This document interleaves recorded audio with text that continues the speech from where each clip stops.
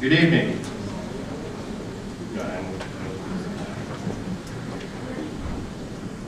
You'll see that I'm not an experienced politician. Tonight we have voted to include pro-life language in our preamble, and rightfully so. Now we face the question of which candidate we should endorse the 10th Congressional District. From the outside, it looked like a no-brainer. Let's make a couple things perfectly clear. I am 100% pro-life. I do not apologize for that position.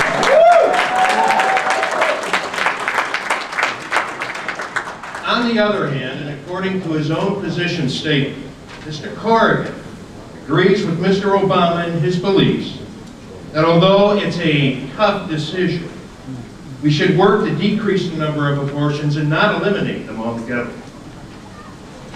I believe that we should not be so arrogant as to say that we can affect the weather. I also believe that cap and trade is just pure thievery. Yes, it is. Yeah. Mr. Corrigan believes that cap and trade was based on a good idea. Now, isn't the party line one in which we understand that cap and trade is just another punitive tax? The 10th District is uniquely blue-collar. I am a blue-collar working man. I have never lived outside of the 10th District. I call myself the commoner for the common good. Mr. Corrigan comes across as an elite, Harvard-educated outsider who can never identify with the working people. I did not want to run negative a campaign, but I believe that I have the responsibility as a good, lifelong Republican to, number one, protect my brothers and sisters in the 10th Congressional District, and number two, protect my party.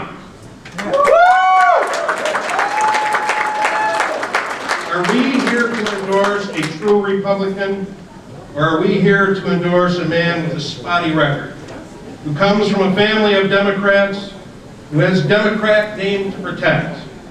Do we endorse a man whose Democrat relatives are clearly influencing his line of thought? I would say this to the voting members.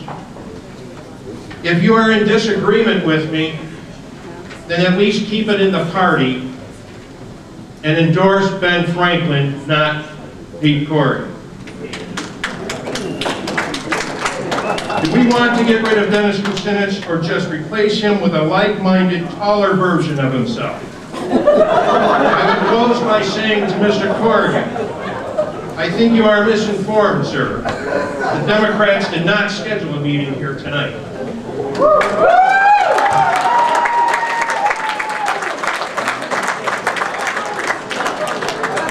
And to speak presumably against the motion, the chair recognizes Peter Corrigan.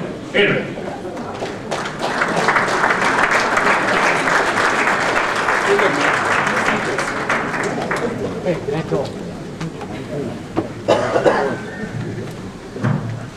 Well, I was going to say some other things, but now I guess I have to address some of the debate points.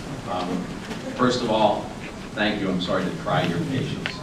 My position statement was sent out to the precinct committee chairman so they knew what position I needed to take to win the election, what needed to go out to the general media and the general public. I am 100% pro-life, conservative, Republican, and I want everyone to understand that.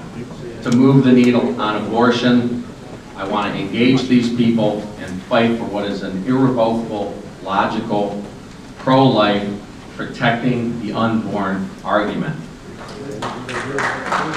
I do not believe that this can be done by setting up setting up camp with a position that will not bring the others to the table. I think we can not only remove this position, we can eradicate it almost entirely. I am a strong pro-life conservative Republican. Cap and trade is based on a good idea. That's what's been promoted. It's not going to work. The good idea has nothing to do with cap and trade. The logic of the Democrats to take this forward is not going to work. Cap and trade is based on bad science. I have an undergraduate degree in physics. I understand a lot about science. We have no energy policy. Our cap and trade policy is a disaster. It is not my position to promote cap and trade. I apologize for a misunderstanding that we're exporting jobs to South America. I've been the chief operating officer of a company for the last 10 years. We are the last and only manufacturer of heavy-duty electrical equipment in the United States. We export products. We do not export jobs. When I started with this company, we had 400 employees in the United States. We had it all the way up to 900 until the economy collapsed. Now we're down to 750. Our biggest competitor, Delco Remy, who's under the umbrella of GM Protection right now, has just gotten a $60 million grant from the Obama administration.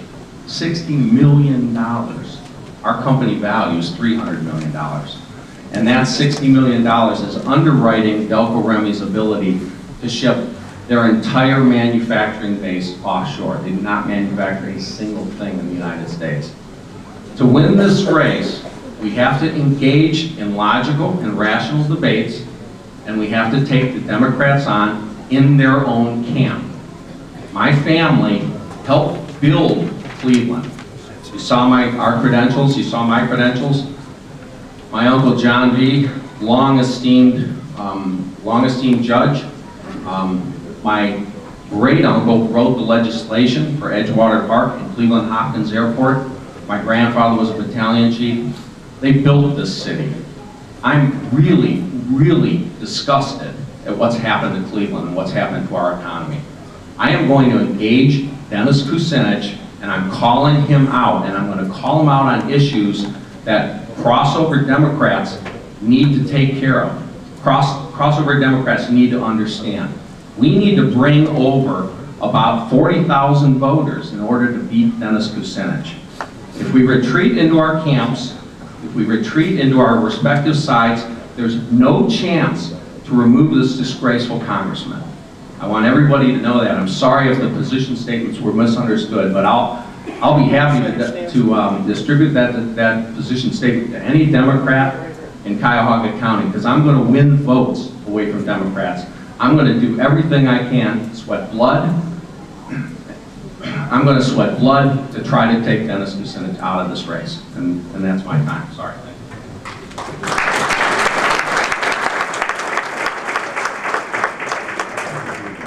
All right. We had on the floor a motion to amend to replace the name of Peter Corrigan with the name of Tom Olschlager. All in favor of the motion to amend, please signify by aye. Aye. All opposed, opposite sign. Nay. The noes have it. Motion to divide the room. Richard May has asked for division of the room. All in favor of the motion to amend, please raise your voting credential high. Try to do it visually first.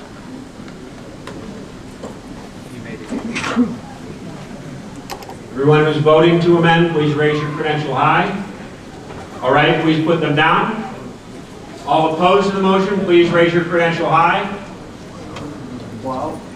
The noes clearly have it. The motion to amend fails. Back to the original motion, which was the motion on the recommendation of the Standing Committee to endorse Peter J. Corrigan. Is there further discussion on the motion?